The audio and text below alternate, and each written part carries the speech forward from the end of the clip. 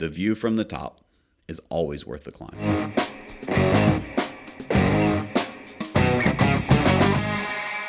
Matt Smith here, All or Nothing in Real Estate. I recently attended a real estate mastermind event with some of the top leaders and top teams in real estate across the world. There was so much value that we decided to break it into several parts. So in this episode, we talked about day 0 of the conference. What themes I noticed when it comes to the elite leaders in real estate. I hope you enjoy. Welcome back to another episode of All or Nothing in Real Estate. I'm your host, Matt Smith. I forgot my name for a minute, but my name is Matt Smith. I'm the founder of Matt Smith Real Estate Group, the number 1 team in the state of Missouri, number 8 team in the nation according to Real Trends.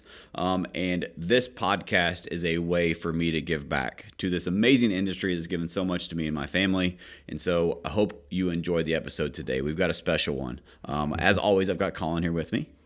Colin, thanks for being here. How's it going, everybody? I'm excited for today's topic, which, Matt, if you want to break that down a little bit. Yeah, so I was fortunate enough to be invited to an event in Calgary, Alberta, Canada. And it was an amazing mastermind with some of the most elite operators, business minds in the industry. Talk about like Canada has provinces, right? And is number 1 in like virtually every province in Canada was in the room. Number 1's in the world, number 1 in Canada, number 1 with their brands. Top performers, leaders, teams in the industry across the country. Across North America, because this is in Canada. Not the country, across North America. Internationally, yes. And so it was just, it's very humbling to be in a room like that, number 1.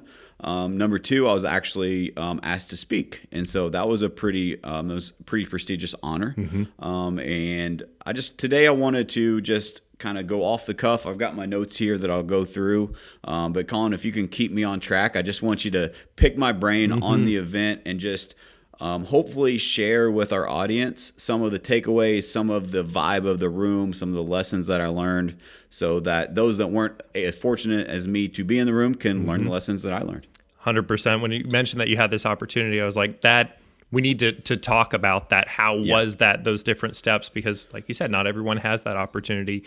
We all have the potential to move towards that. But seeing those patterns, what are the elite doing? What things are you recognizing? What challenges are they overcoming? We're going to break that down and kind of behind the scenes of the leaders in real estate. We're going to have some fun with it too. Yeah, exactly. So let's jump on in. I guess set the stage. What was it like jumping into this whole event? Yeah, so I was just thinking as we're processing here, and again I'm going off the cuff. Is that what is the common theme throughout that room? That room is like per capita. There's teams that do 2,000 transactions in that room. There's teams that are. There's a speaker, one of my good friends that went from startup to 1,000 closings in 18 months. From brand new company, didn't exist, to 1,000 closings in his first 18 months. Like, so I could go on and on and on and on. And so, and I don't say that to brag. I say that as just like, pinch me that I was in that room. Well, everywhere you're looking, you're turning to the person on your left and you're like, they have a story like that. The person to your right has a story like that. You could talk to each person for hours on end and soak up so much information. And with that caliber of room, there's one thing that's that I see in common versus, and I use this as an analogy. I'm fortunate to be in rooms like that on a pretty regular basis. I don't know why. I just keep pushing myself out of my comfort zone and going. And I want to be the small fish in a big pond, right? And there's a huge difference in rooms like that versus rooms of local real estate. And I don't say that. I don't mean just local real estate. What I mean is, how do I say this? There's a difference in the rooms of abundance and the rooms of I'm going to keep all of my ideas to myself. And so if you've ever been to an event and you've ever been to a luncheon, you've ever been to a educational event, maybe a board meeting, I don't know, you name it, anything that is a real estate related event, I would just challenge you to get out of your own hometown. And because I think what happens is it allows you to see things from a different angle, from a different perspective, and then you can bring those things back to your hometown, right? And then you can help influence and be that coffee bean. Our friend Damon West that spoke at one of our events, Be a Coffee Bean book. You can be a coffee bean to your environment.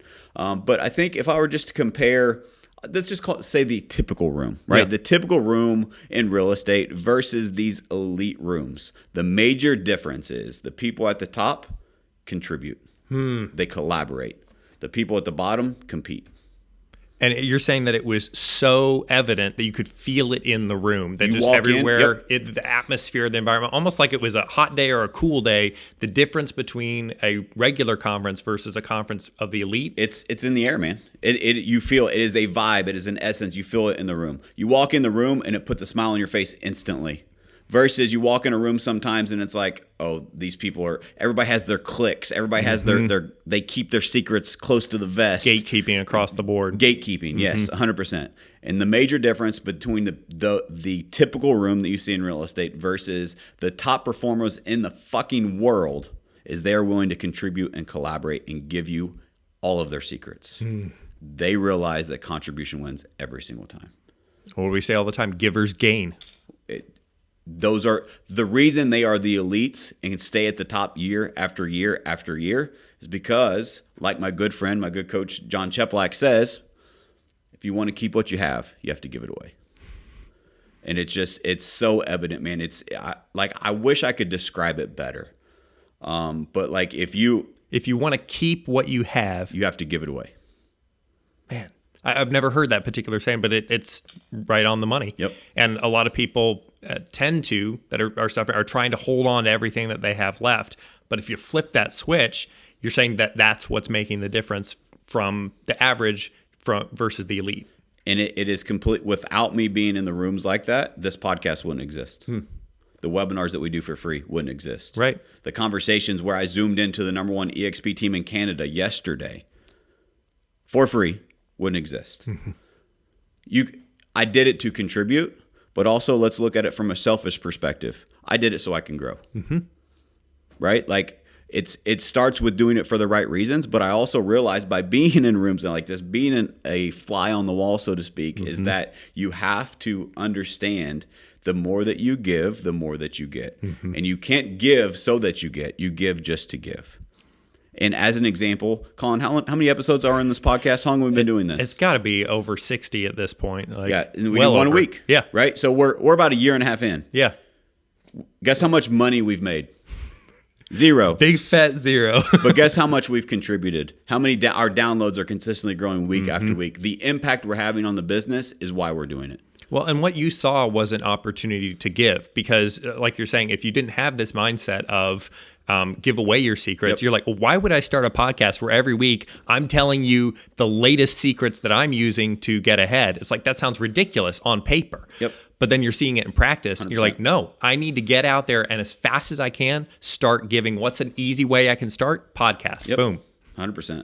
And so, like, I want to dive into Calgary stuff, but I think it's just so crucial that you realize that. And if you realize that going back, like the stuff that we've given, like I'm not holding anything back on this podcast, right? Like there's times I'll go back and listen to the podcast, like the one we just did with Ryan Young and Fellow. I'm like, dude, there's people that would pay me a lot of money for that, right? Like because Ryan is brilliant. His software is brilliant.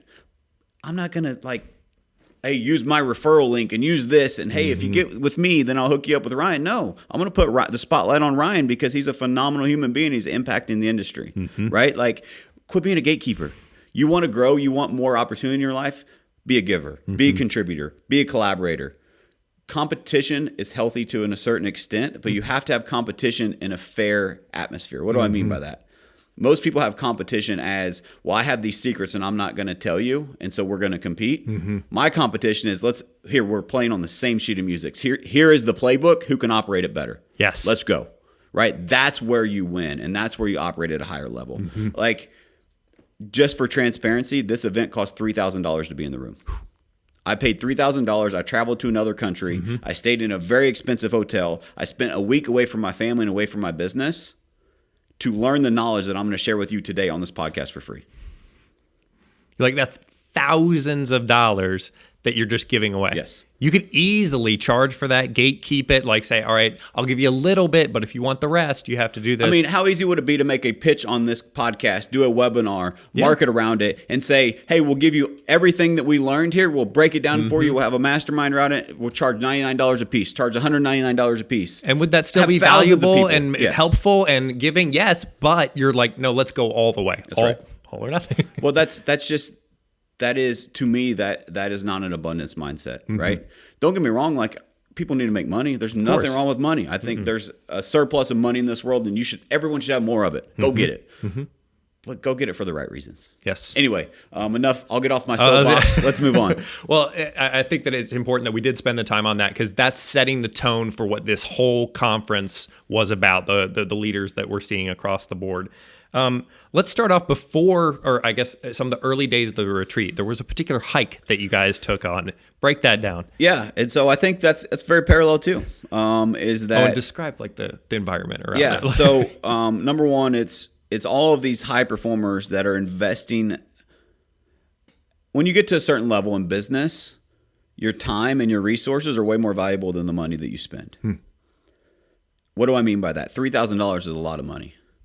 But I invested way more than $3,000 to be there, and so did everyone else. And so to see the contribution, the collaboration, the community that is built by everyone meeting. By the way, I woke up at 4 a.m., drove 2 hours to this mountain to go climb it that day, right? Like that. Who travels all night, gets in at 8 o'clock, wakes up at 3:30 so that you can leave at 4 o'clock to go hike a mountain with strangers, right? Like that's. But when I got there, they weren't strangers. They were contributors. They were met with open arms. They're like, it's a different vibe.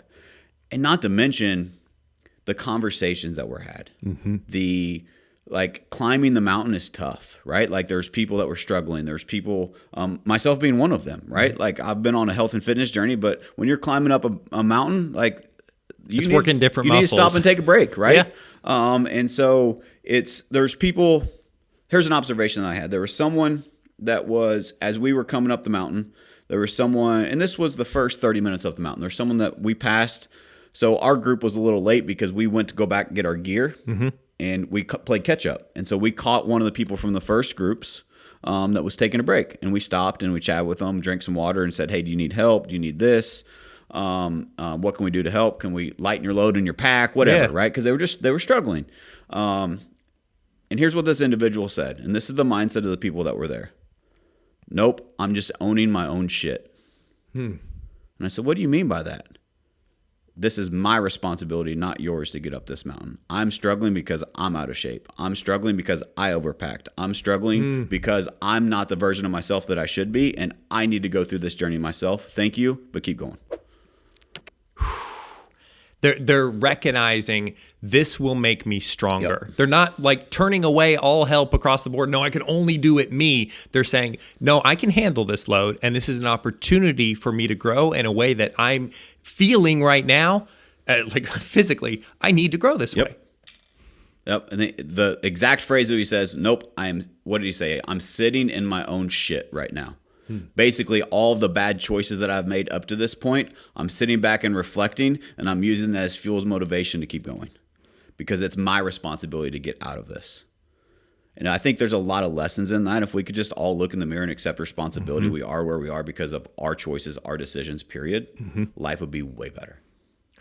I'm getting chills going up and down just hearing that. And also, like, everyone there is encountering different challenges. Yes. So if you're feeling right now, well, my challenge isn't big enough to be able to make an impact, it's like, yes, it is. No matter what you're going through, if you've got this mindset of, can I make my life 1% better? That's going to inspire everyone around you, as we're seeing in this case. 100%.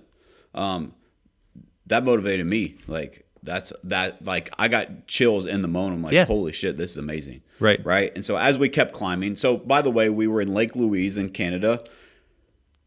I've been fortunate to travel a lot of places. I've seen a lot of beautiful things. I've been pretty fortunate in my life.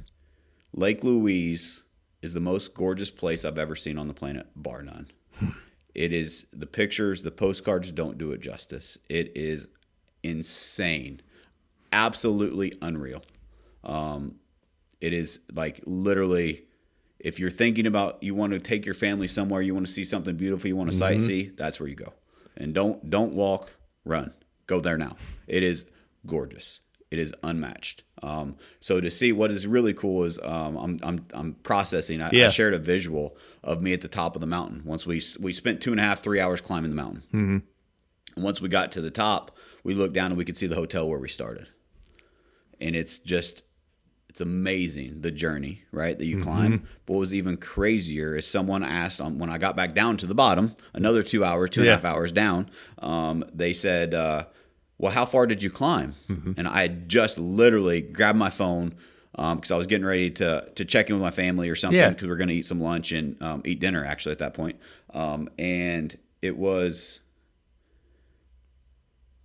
I turned around and I looked and I saw the top of the mountain that we climbed. And I'm like I hadn't processed that part yet, right? Because the only time I had seen it was before I climbed it. I didn't realize how high we went. And the perspective, like I had to zoom in and like circle around it and like zoom in like 3 times to see where we had been to. And it's just amazing, like all the journeys and the like processing all of that. I got to the top of the mountain and it's just a surreal moment, right? When you get to the summit, you reach a destination in life. Just so parallel in so business, life, fitness. Yeah. But literally physically, you're climbing this mountain, the most beautiful place you've seen on the planet. There is beautiful scenery throughout. There's natural waterfalls. There's lakes in the mountains. It's like the lake looks like a mirror. Like it's amazing. Mountaintops with snow and it's you name it, it's got it. And you get to the top and you look down and you're just overcome with like emotions, right? And I sat that back and we were at the top with a big group of us that got up there, and I was just processing. I'm like, I need to process these thoughts. And so I got out social media and started typing, and then I erased. And I started typing, then I erased. And I spent probably 20 minutes just trying to get thoughts out of my head onto paper. And I deleted all of that ultimately. And I summarized it with one thing. The view from the top is always worth the climb. No matter what you're climbing in life, no matter what you're going through, just remember, once you get to the summit, once you get to that destination, the view from that is always worth the effort you put in to get there. So if you're struggling right now in this real estate market, if you're struggling in your fitness, you're struggling in your health, your relationships, I've been there. I get it. But don't give up. Keep going. Because once you get out the other side, I promise you the view from the top is worth that climb, worth that struggle. That's so cool to see, like I'm imagining the conversation that you're having on the ground. You're saying you're looking back on that mountain. You're like looking up and you're saying, holy cow, wow, I climbed that. That's so much higher than I ever expected. Like you're saying, that parallel to life, to journey, looking back and you're like, oh, I accomplished something like that. A lot of times we don't, in the moment, we won't fully recognize how hard it was or how much we did. Dude, yes. It made me realize in that moment, 100% in alignment with that. How many times in my life have I accomplished something and not stopped to turn around and look and be like, wow, look what I did? As someone that is constantly learning, I'm a lifelong learner. I'm always growing. I'm always evolving. I'm a firm believer you're getting better or worse every single day, and I don't want to go backwards. And so I'm like the grind, right? I'm constantly growing. I'm constantly striving new information. But it made me realize in that moment, I also need to stop and enjoy the journey every now and then. Not for too long, but when is the last time that I stopped and looked back and been like, wow, I really did that? And I think that a lot of, maybe if you're listening to this, you want to grow, you want to develop. And I think a lot of people that are constantly learning to grow and strive struggle with that a little bit. So I just want to encourage you, if you're one of those people that's it's never enough, which is my mentality, I always want more. Sometimes you need to have that gratitude of, wow, let's stop and let's look back at what actually did happen. What lessons did I learn? And some reflection and some different things like that. And one of the things that it added to my calendar is I now have white space on my calendar every single day, which has never existed for me. And it is quiet time. It is thinking time. It is processing. It's brainstorming, brain dumping. And it's giving me time on purpose to stop and think and reflect. Standing on top of your metaphorical mountain and just taking in the view for a moment and just going, sometimes if you're in the middle of the mountain, you can't see what happens at the top. Sometimes at your bottom, you don't know what the top looks like. And And so as you're climbing, it's important to stop and look at it from a 30,000 foot view of life, of business, of anything. And yes, it allows you to see gaps, allows you to see holes, things you can improve, but it also allows you to see, wow, look at, like, so proud of yourself. Pat yourself on the back. Like, look at where I have come. Yep. And express some gratitude for your life. Well, and taking all of that into account, kind of going, all right, so what's the next mountain here? Yep. Based off of all this here. That's so funny. Colin, you know me so well. Oh, yeah. So what happened was we got to one spot, and some people said, well, we made it. And some people said, nope, we're going to keep going. We're going to find the next mountain. It literally happened. And so we kept going to the next mountain. And we got to Little Beehive. We went to Big Beehive. And then there was another one to keep going, but they cautioned the guide, whatever you want to call it, cautioned us not to, because if it's for expert like climbers and you need poles and proper all that gear. Yeah. And we did not have any of that. And so I was down for going, but no one else was. So we went back. Probably best decision. Yeah. And so we went back, but we reached several destinations, and we just kept going. Like, we stopped and we took in the view. Yep. Right? Like, one of the lakes was Mirror Lake. It looked like a sheet of glass. You could see the reflection of the Big Beehive that we ended up climbing in the water, right?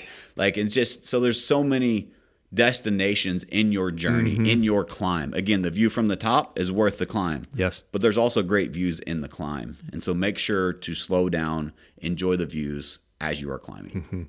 I think something that's really standing out to me in the midst of this, metaphor for life, for journey, is this particular conference. You're surrounded by people that are energizing each other. 100%. Every single person on that hike, even if they're struggling, they're inspiring others in their struggle.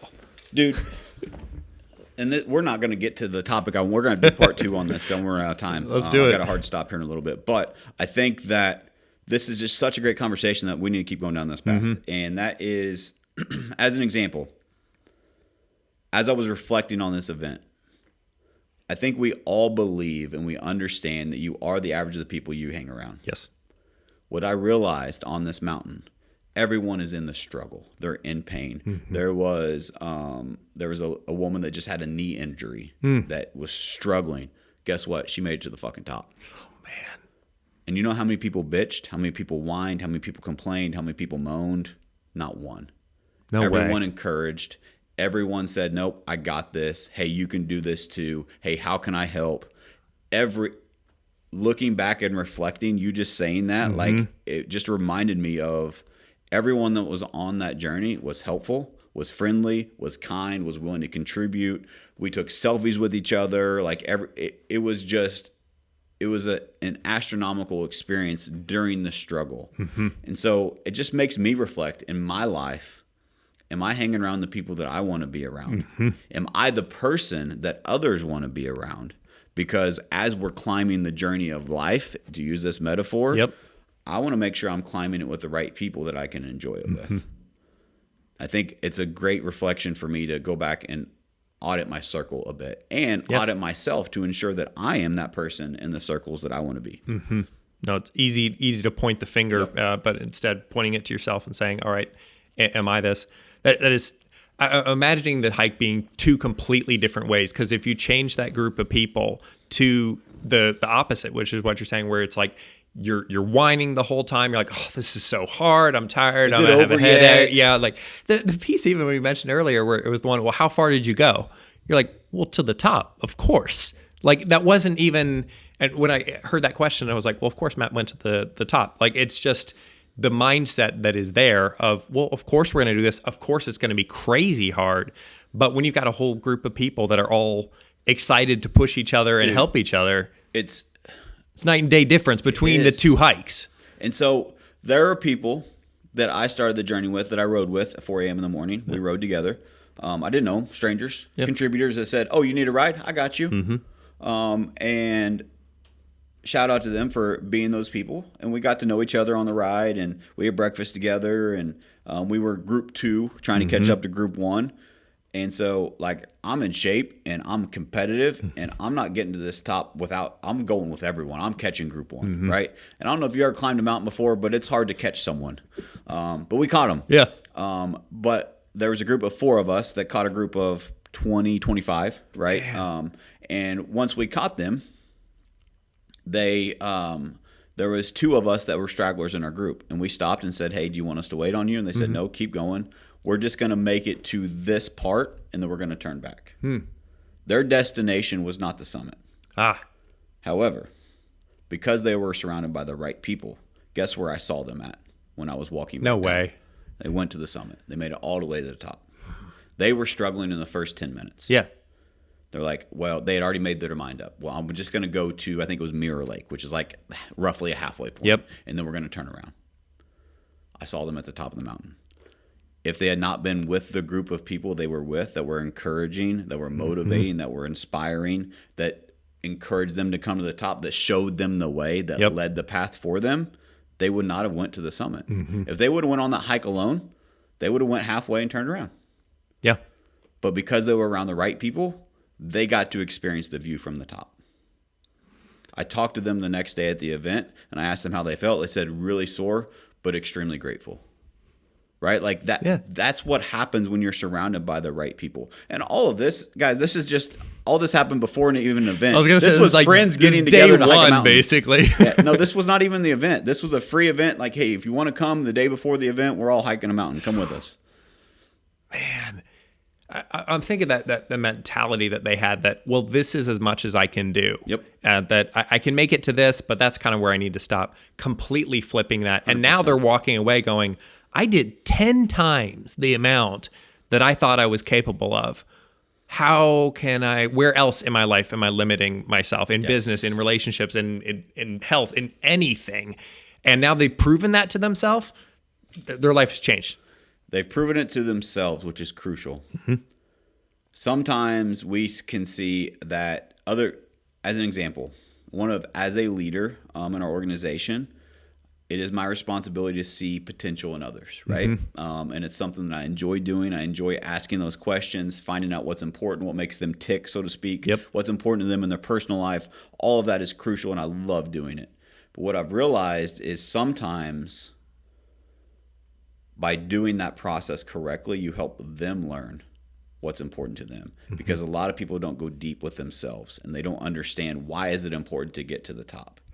And if you help and encourage them, now that thing that was impossible, let's use the mountain, right? The people that were going to go halfway, their standard, what they know is possible to themselves as human beings now, will never, ever be the same. They have stretched their capacity to something they thought that was unobtainable. They will never, ever go back to being the person they were before they climbed that mountain. Their accomplishment is now their new standard. Now I guarantee you, if they go back and climb that mountain, they're going to the top. And they're going to have the mindset, I'm getting to the top. Not, I'm going to go halfway and see what happens. Right.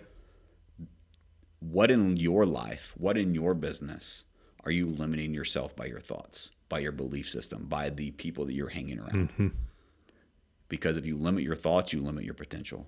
There's so much that is possible in this world. Whatever that summit is that you're going for, surround yourself with the right people, take one step at a time, don't give up, accept responsibility, and keep climbing. Sounds like this needs to be like a yearly thing, that every year you guys go and tackle a new mountain or something. Maybe it'll take some tools. So we are going to Tahoe in September, and guess what we're doing? No way. We're hiking one of the most competitive mountains in Tahoe before the event. I can't wait. That'll be cool. Well, and literally, so as an example, I've been to Tahoe before at this mastermind event. I've never been on the hike before. I am going this year. I will not. Nothing will get in my way. I'm not missing it. I don't care if I got the flu. I'm climbing. It was that much fun. It was that enjoyable of an experience that I'm going to go again. So first time I've ever hiked before, and I loved it. I'm not alone with my thoughts enough in my busy life, and I need more of that. And so it was an amazing experience. But this hike, as an example, there's been people that I've had that passed out. There were people that got taken in the emergency room when they got down from altitude poisoning, or gosh, it's intense. How many of those people you think bitched and complained about it? None. They're like, it's similar circles, right? Like there was one guy that 2 years in a row, I won't mention him by name, but he's a great guy, good friend of mine, great elite business operator. And I wasn't there, but the story that I heard was year one in Tahoe, it took him twice as long as everyone else, but he wasn't quitting. He made it to the top. Like, he was limping to get there. He said, I am not quitting. I'm going to the top. And then next year, guess what he did? he did a video of here's the mistakes to everyone that was going to the event. Here's the mistakes I made last year. If it's your first time hiking like it was mine, here's what you need to know. Here's what to expect. Here's the gear that I got. No way. Because he wanted to contribute from the lessons that he learned last year so that someone else didn't have to feel the pain that he felt. Like, think about that in the journey of life. Yeah. It's just amazing, man. Well, he took the pain that he was feeling in that moment. He said, is this an opportunity? How can I take this horrible thing that I'm having right now and completely flip it on its head and make this one of the best things that's ever happened? Is it any coincidence that this guy's the number one brand in his whole entire state? He has the number one ancillary services in the whole brand that he's a part of, and everything that he touches grows like wildfire and becomes number one. It's like, no, I think those two things are connected directly. Yep. One last thing that I wanted to mention with the mountains and such, you mentioned that the one mountain that you guys didn't get to go on, the reason that you couldn't tackle it was that you needed new tools. I think that's so perfect parallel for life, that it's like there's certain mountains you can't climb yet until you get the right tools to be able to take it on. And that's kind of what this next journey is for you, that you're like, all right, so if we need better tools to be able to do this, 100%. I'm going to go buy them, get myself prepared, get the right people, let's go. Yep.